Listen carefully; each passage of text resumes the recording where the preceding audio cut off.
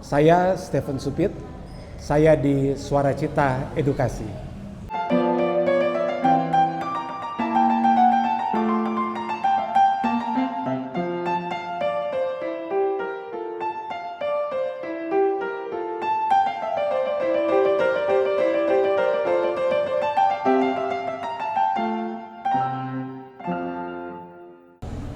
Selamat datang di Suara Cita Edukasi.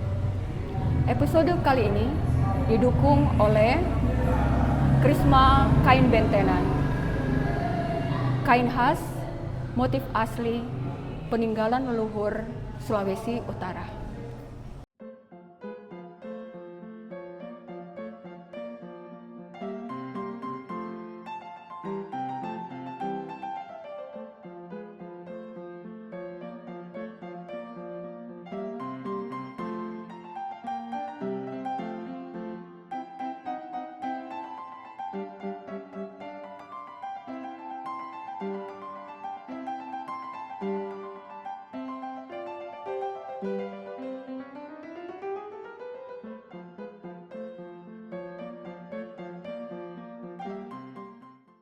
Bersama saya sudah ada Bapak Stephen SJS Supit SH.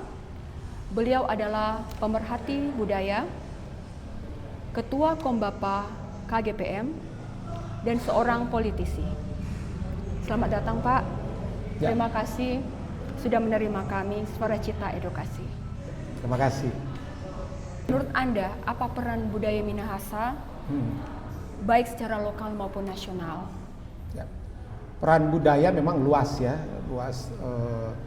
Apakah itu di nasional atau di lokal ya. Khususnya peran budaya Minahasa sebenarnya sama di nasional dan di lokal. Peran budaya Minahasa adalah pembentukan identitas, pertama identitas diri, pembentukan identitas diri, karena sebenarnya kalau di lokal untuk budaya-budaya yang lain tidak terlalu ada masalah. Kalau di Minahasa kita masih sedikit bermasalah untuk budaya lokal. Nah, peran budaya itu ya kalau di nasional bahkan internasional adalah pembentuk identitas.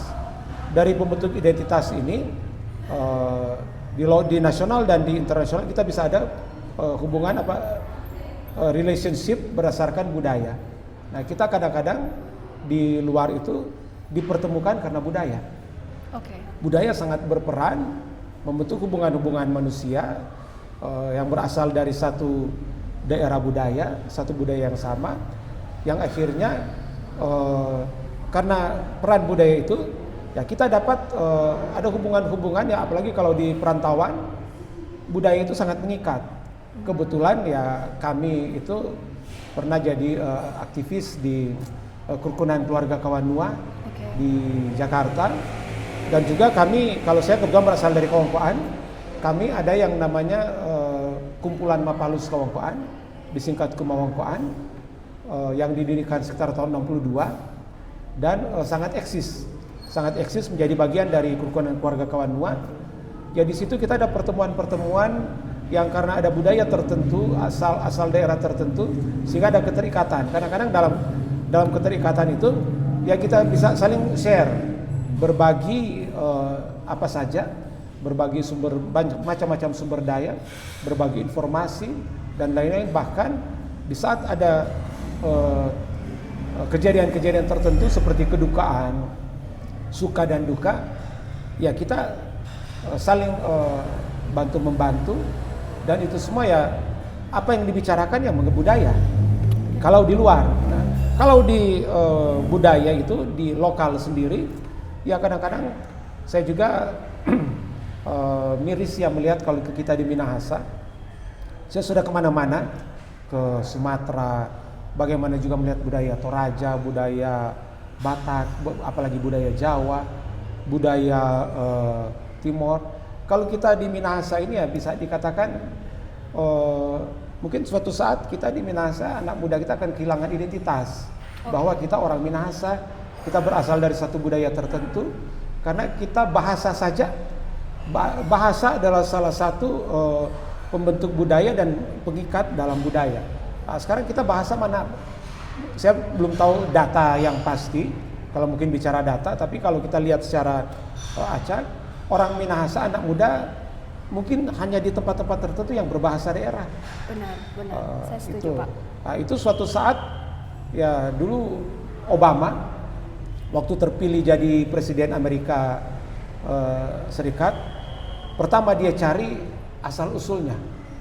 Ternyata kan orang tuanya berasal dari Afrika, yang dulu dikirim dari Afrika pada waktu masih ada perbudakan.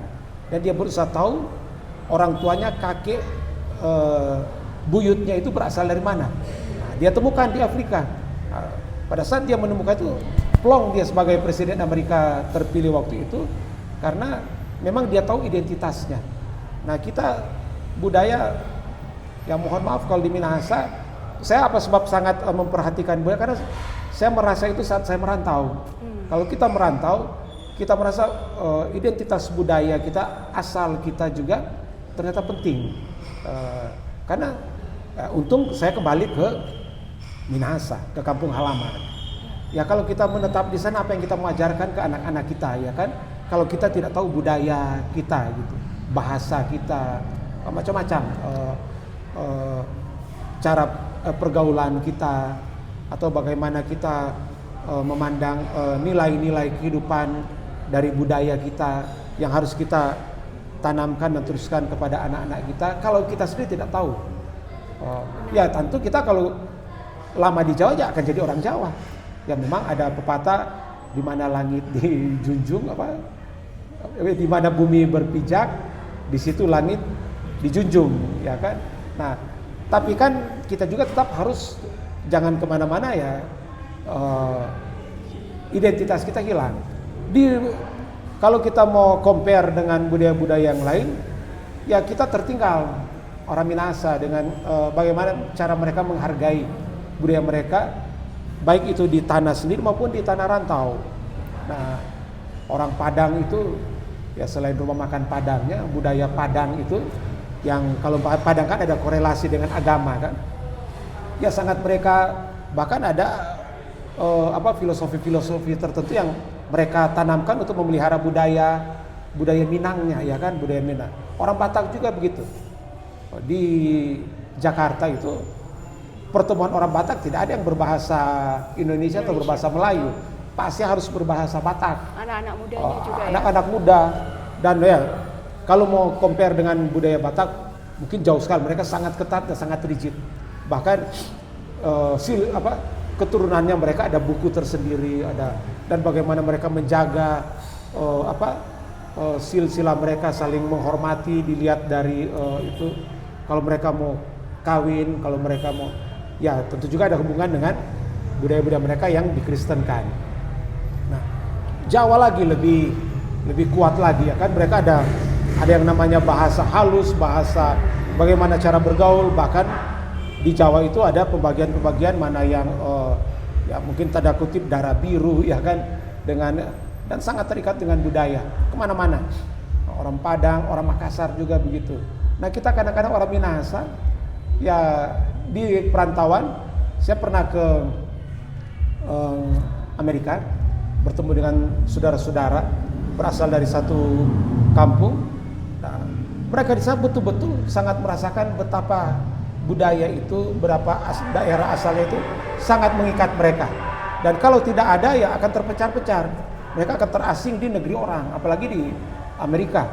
Ya, dengan adanya budaya yang sama, bahasa yang sama, asal daerah yang sama, ya mereka sering bertemu. Pertemuan-pertemuan mereka dan betul-betul sangat dan saya merasakan itu waktu mereka kadang-kadang di kampung tidak saling kenal, apalagi kalau misalnya kawan-kawan air Madidi lumayan jauh. Nah, di sana jadi didekatkan oleh apa? Budaya yang sama. Kira-kira seperti itu. Baik, Pak.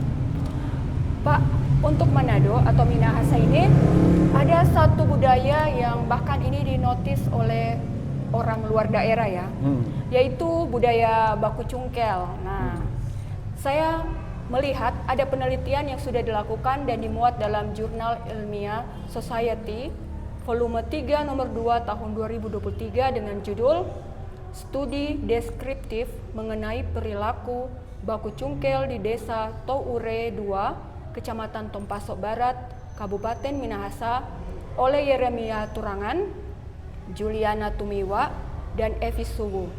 Hasil penelitian ini menunjukkan perilaku ini terjadi dikarenakan beberapa faktor, yaitu iri hati, persaingan di dalam bisnis, dendam, tidak menyukai kesuksesan dari orang lain, dan suka menjadi perhatian banyak orang. Apakah Anda tahu asal muasal dari budaya ini, dan kira-kira bagaimana langkah atau tindakan preventif dan kuratif untuk menghentikan budaya ini? Ya.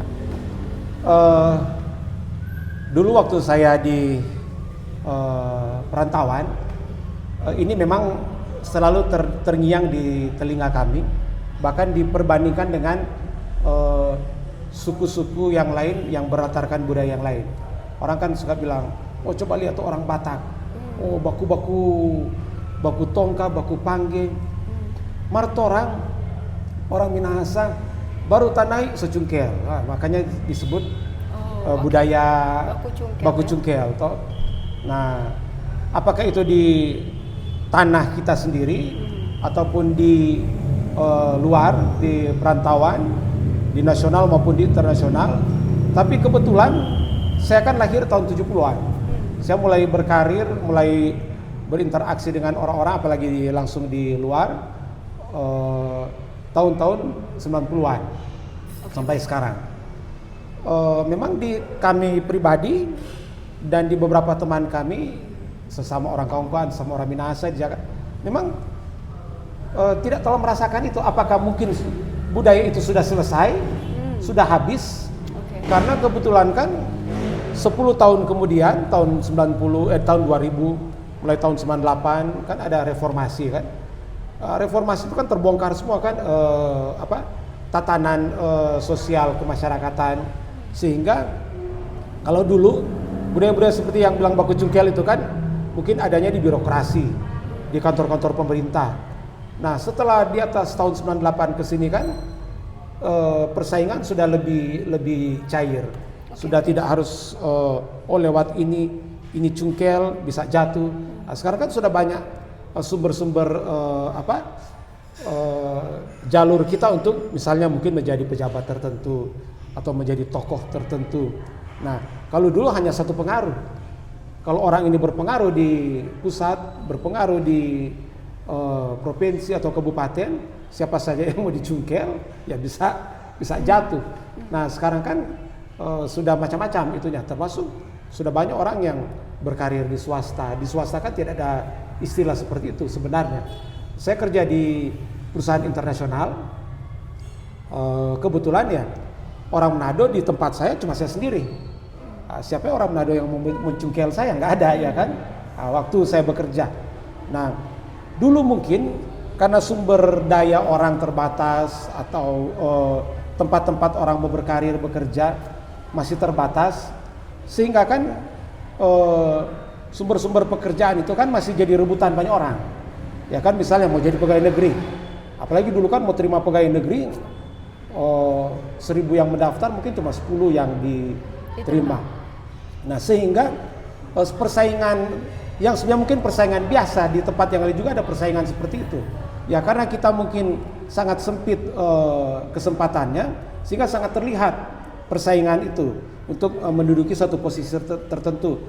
Tidak harus dia berkualitas, tapi yang penting dia jago bacungkel, ya mungkin dia bisa naik. Nah, itu mungkin di kita di Minahasa ya, kalau kita mau bicara budaya Minahasa. Nah, bisa juga itu terjadi karena dulu sejarahnya orang Minahasa memang orang yang seperti dimanja oleh Belanda, disekolahkan, dan sejak masih zaman Belanda orang Minahasa sudah banyak yang jadi pegawai negeri Belanda, ambtenar kan waktu itu. Jadi guru, banyak yang jadi perawat. Ya pokoknya orang Minahasa yang dibilang egaliter itu sudah sangat modern, sangat demokratis sudah sejak dahulu kala. Nah, sehingga di zaman pada waktu itu mungkin di era 50-an sampai dengan 70-an, 80-an, persaingan antara orang Minahasa di sektor-sektor formal banyak begitu, sehingga ya biasa seperti itu ya, sudah saling keluarlah iri hati, ya kan, iri hati. Dibandingkan dengan daerah lain, karena di daerah lain justru setelah Indonesia mereka baru memulai sekolah, baru memulai menempati posisi-posisi formil, mungkin di pemerintahan atau di TNI Polri. Orang Minahasa kan sudah lama, sehingga mungkin ada di kadar kejenuhan tertentu sehingga akhirnya kurang mau baku cungkel. Kalau tuh lain sibuk untuk menapak karir budaya daerah-daerah dengan budaya-budaya yang lain itu, sehingga belum sempat untuk mau bacungkel. Nah, sehingga ketemu di era mungkin juga suatu saat mereka, kita juga kan tidak tahu sekarang apakah mereka sudah kucungkel atau tidak. Tapi itu memang jadi jelek semacam julukan yang jelek bagi orang Minahasa kalau di perantauan. Oh, kalian kan ada yang budaya baku cungkel. Memang saya merasakan, cuma waktu zaman saya itu tidak terlihat apa sih yang baku cungkel itu di perantauan. Nah, itu sama juga kan dengan yang kalian kan orang Manado jago pesta.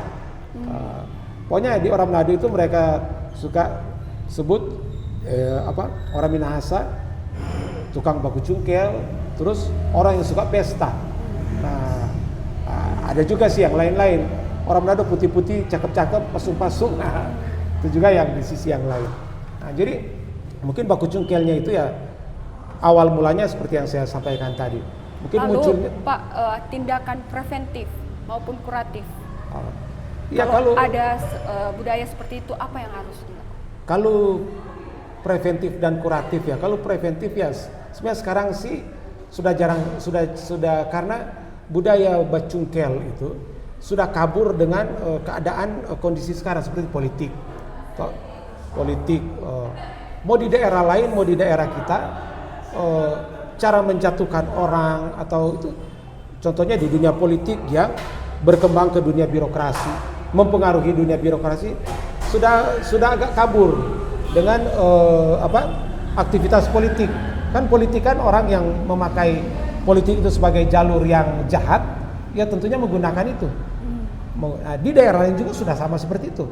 Jadi sebenarnya budaya baku cungkel kalau zaman sekarang sudah jadi mungkin membudaya secara Indonesia. Bukan lagi spesifik khusus orang Minahasa. Karena persaingan sekarang, di persaingan politik, persaingan bisnis, ya sudah wild, liar begitu ya. Akhirnya sehingga baku cungkel itu so ada di mana-mana. Dan sebenarnya orang, apakah itu mungkin berkurang atau mungkin masih ada, cuma karena kabur dengan keadaan sekarang, sehingga tidak terlihat ini orang Manado baku cungkel, ini orang Ambon tidak, orang Batak tidak, sudah menjadi terkaburkan dengan situasi yang sekarang. Contohnya demo yang kemarin, kan, bagaimana dipertontonkan di politik tingkat tinggi, terus bagaimana sebenarnya itu semua itu baku cungkel zaman dulu, itu yang terpraktekkan justru di Indonesia kalau sekarang ini.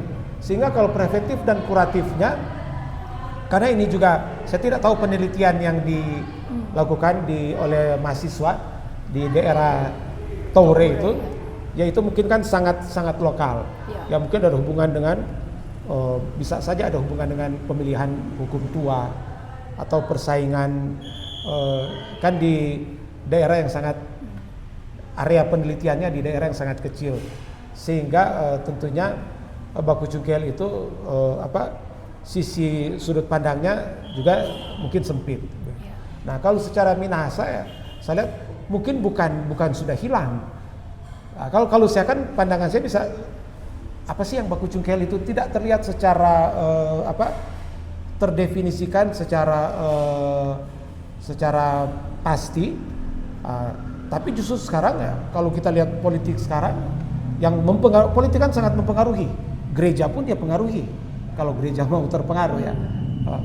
Nah, setelah melihat sekarang rupa baku cungkel kan sama tuh orang-orang sekarang ini kalau bahasa Manadonya ya kan, sehingga bukan hilang, malah sudah menyebar jadi sesuatu yang kalau kanker itu ya sudah tidak bisa disembuhkan, karena mungkin selesai kita dengan budaya baku cungkel kita, sekarang masuk pada era politik yang tidak terkontrol, yang mungkin itu mungkin budaya-budaya baku cungkil yang orang pernah praktekkan dulu, terpraktekkan bahkan sekarang sudah jadi seolah-olah jadi budaya yang formal, seolah-olah sudah jadi kebiasaan yang conditio sine qua non, yang sudah seperti yang so ini orang terima.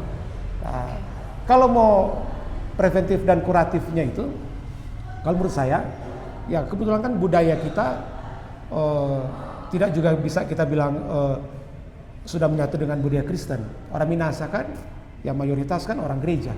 Ya, preventif dan kuratifnya yang tinggal masuk kepada lembaga-lembaga gereja. Bagaimana menerapkan betul-betul ajaran Kristus di Minahasa ini, yang kebetulan semua tiap hari Minggu pasti ke gereja. Nah, gereja harus mencontohkan bagaimana kasih itu, mempraktikkan kasih di segala bidang. Bagaimana menerapkan nilai-nilai Alkitabiah, nilai-nilai kekristenan di semua bidang. Karena budaya kita adalah budaya mengengket saja, ada doanya, ada budaya yang tidak terlepas dengan tradisi atau ajaran atau prinsip-prinsip kekristenan. Ya, preventif dan kuratifnya harus betul-betul kita jujur, tidak boleh hipokrit, ya kan? Pemimpin kita, baik itu pemimpin budaya, pemimpin politik, pemimpin daerah, pasti anggota gereja. Kalau di Minahasa mayoritas 98%. Nah, pada waktu dia di gereja, dia melakukan ajaran-ajaran prinsip-prinsip Kristiani. Pada waktu dia masuk di luar gereja, yang bahkan dia, oh ini gereja, ini luar gereja, ya kan? Nah, dia sudah mulai menerapkan yang cara-cara atau budaya-budaya yang tidak etis dan tidak rohani. Nah, jadi hipokrit. Gereja suci, kudus, di luar boleh tidak kudus, boleh tidak suci. Nah, itu yang berbahaya. Yang tidak akan, karena secara pertanggungjawaban dan mekanisme budaya baku cungkel itu mau dihilangkan juga dengan mekanisme budaya, sepertinya saya belum menemukan bagaimana caranya. Tinggal bagaimana kita harus masuk lewat gereja. Karena di gereja itu kan ada ketaatan, ada unsur ketertundukan, ya kan? Kalau Tuhan sudah bilang begini harus taat. Nah, kalau tidak taat kan ada hubungan dosa, tidak dosa, hubungan. Tapi kalau di budaya di luar gereja kan tidak ada yang memaksa. Yang memaksa kita harus merubah itu. Tapi kalau di gereja kan ada firman Tuhan yang bisa memaksa kita untuk taat. Oke, baik. Lebih kepada individu ya Pak? Lebih kepada individu dan tanggung jawab tokoh-tokoh gereja. Karena tokoh-tokoh gereja juga mau tidak mau semuanya itu adalah tokoh budaya Minahasa kalau dia hidup di Minahasa. Cuma kan masalahnya karena kita apresiasi kita terhadap budaya Minahasa memang di awal kita sampaikan tadi tidak terlalu kuat, sehingga kadang-kadang tokoh gereja tidak merasa tokoh budaya. Kalau di daerah-daerah lain, contohnya di Padang, tokoh budaya adalah tokoh Islam, atau di Batak, tokoh Kristen adalah tokoh masyarakat Batak. Seharusnya kita juga merasa seperti itu, sehingga apa yang kita rubah di gereja bisa berubah di budaya sehari-hari.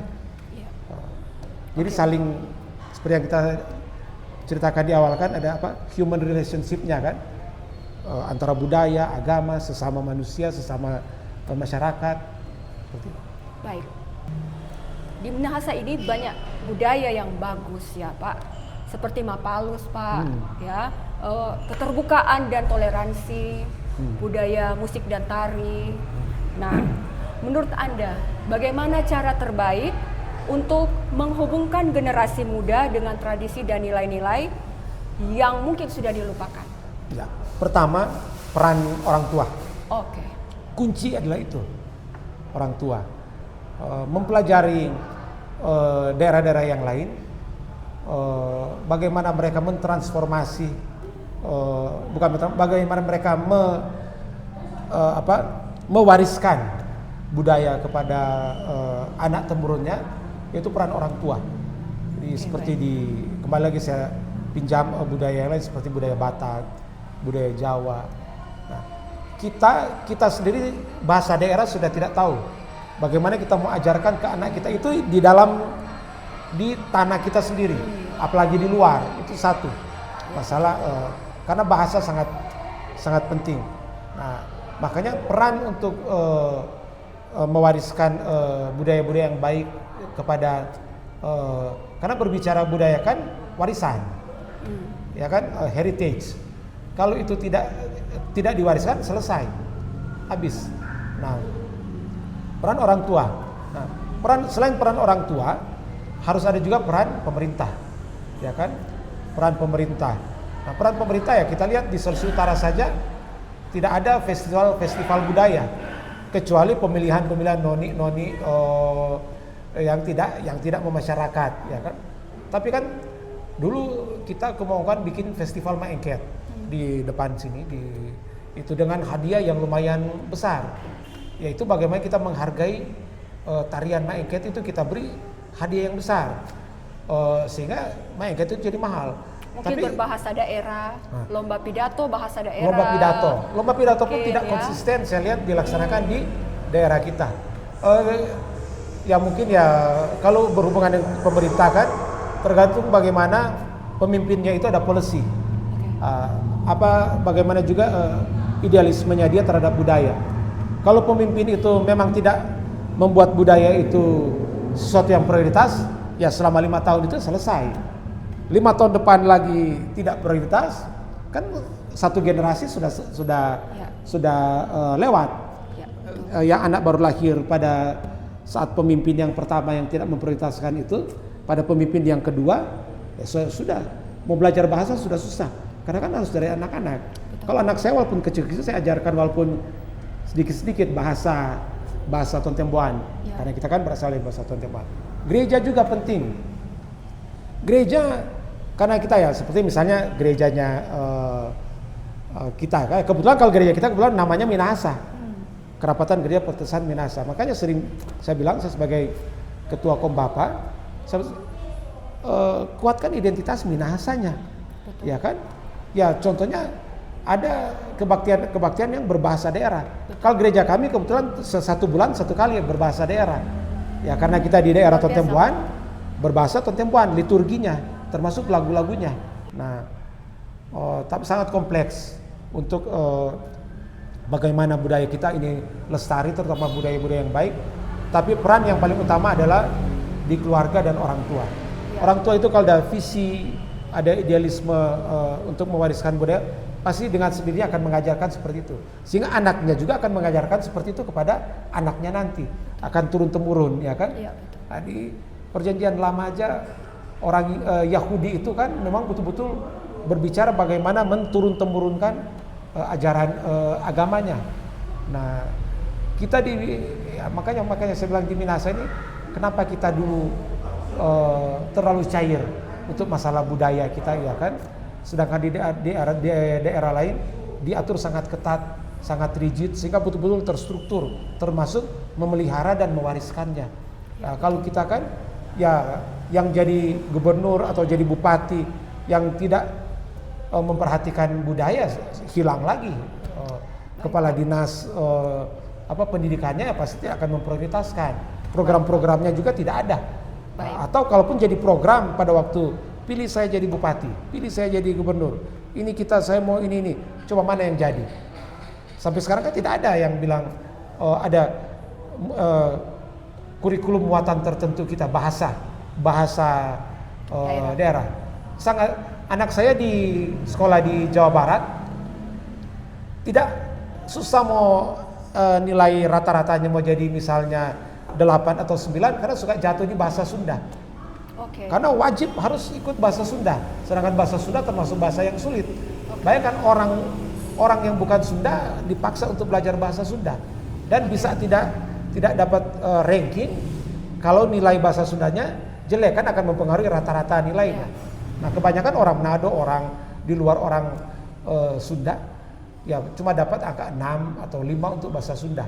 Nah, mempengaruhi. Tapi kalau kita di sini kan belum terlihat. Apakah mungkin sudah ada, karena belum terlihat ya belum terbaca. Oke, baik.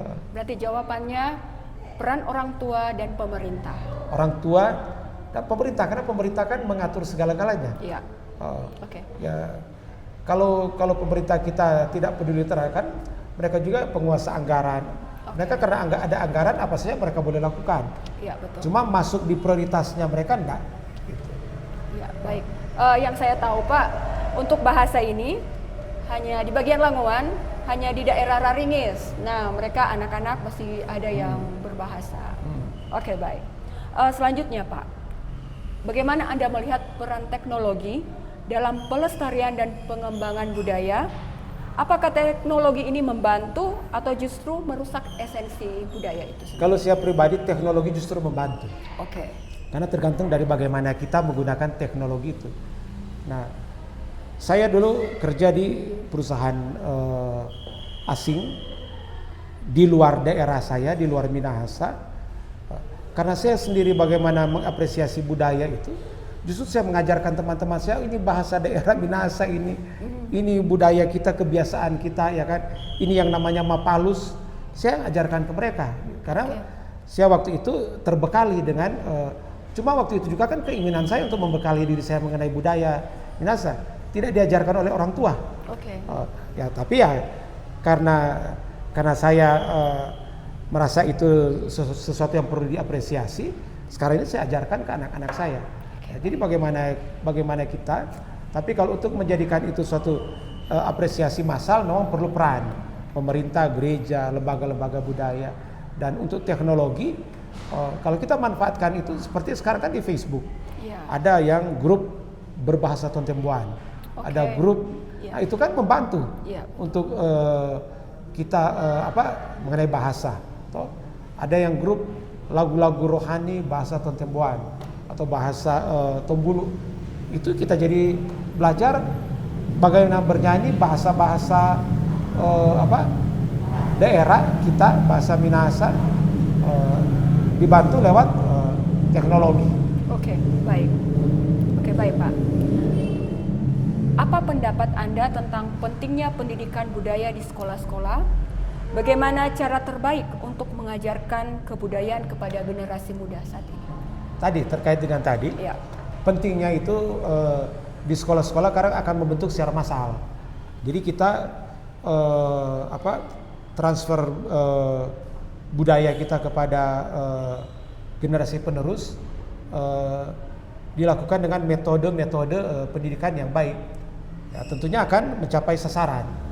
Kalau hanya sporadis ya kan hanya di keluarga sendiri, hanya di kelompok sendiri, nilai menyentaknya itu mungkin dengan berjalannya generasi, berjalannya waktu, yang mengetahui budaya kalau cuma di tindakan-tindakan atau aksi-aksi sporadis, ya hanya sedikit dibandingkan dengan yang tidak mengetahui atau tidak tertransfer budaya yang perlu diajarkan. Tapi kalau masuk dalam kurikulum kan itu jadi satu daerah, satu kabupaten, satu provinsi, langsung tahu, bahkan diukur, terukur, ya kan, sehingga memang sangat penting menggunakan sekolah, karena Minahasa budaya kita semakin terlambat kita untuk mengapresiasi, memperhatikan itu, ya suatu saat yang saya sampaikan tadi di awal kan, bisa kita krisis identitas. Kira-kira seperti itu. Oke, baik Pak. Yang terakhir Pak, Anda adalah owner dari Toronata ini. Apakah ada filosofi di balik nama Toronata? Kalau memang justru sangat filosofis. Oke. Kalau itu kan diambil dari bahasa Totembuan. Toronata itu terdiri dari dua kata. Kalau Torona, guna. Ta itu kita, guna atau manfaat. Jadi Toronata manfaat kita, kegunaan kita. Kita itu ta itu jamak, bentuk banyak orang. Jadi kegunaan atau manfaat kita semua. Bukan Toronaku. Ya, kalau manfaat saya, ta itu kita. Torang punya manfaat. Nah, jadi semoga filosofi ini ya dapat diaplikasikan dalam kehidupan nyata. Dan ternyata ya dari tahun 50 oma opa kita mendirikan ini dengan filosofi yang dimanifestasikan di nama usahanya, ya sudah berapa karyawan kita kan yang dihidupi dari usaha ini, dan bagaimana juga ya, mengangkat nama Kawangkoan dan seterusnya. Bahkan saat ini sudah kami juga berbangga lewat usaha dari oma opa kita, orang tua kita di Kawangkoan ini sudah berdiri banyak rumah kopi kan. Iya. Kalau dulu kan ya hanya 2, hanya 3. Karyawan-karyawan yang menyebar itu ya berasal dari sini semua. Yang bikin biapongnya, yang jadi yang meramu kopi dan lain-lainnya, itu kalau di hotel bilangnya barista ya kan. Nah kalau kita kan tradisional kan. Nah, tapi datangnya dari kita, perginya dari kita juga, sehingga menyebar ke rumah-rumah kopi yang lain. Baik. Mungkin itu manfaatnya, sudah memberikan manfaat Bagi banyak orang. bagi banyak orang. Bisa orang lain buka usaha itu juga bisa bermultiplier efek ya kan. Mereka ada karyawan ya kan, sehingga akan banyak karyawan, jadi banyak karyawan yang bekerja jadi satu sektor usaha kuliner Kawangkoan. Baik, Pak Stephen, terima kasih Sama-sama. sudah berada di Suara Cinta Edukasi. Terima kasih, sama-sama, sukses.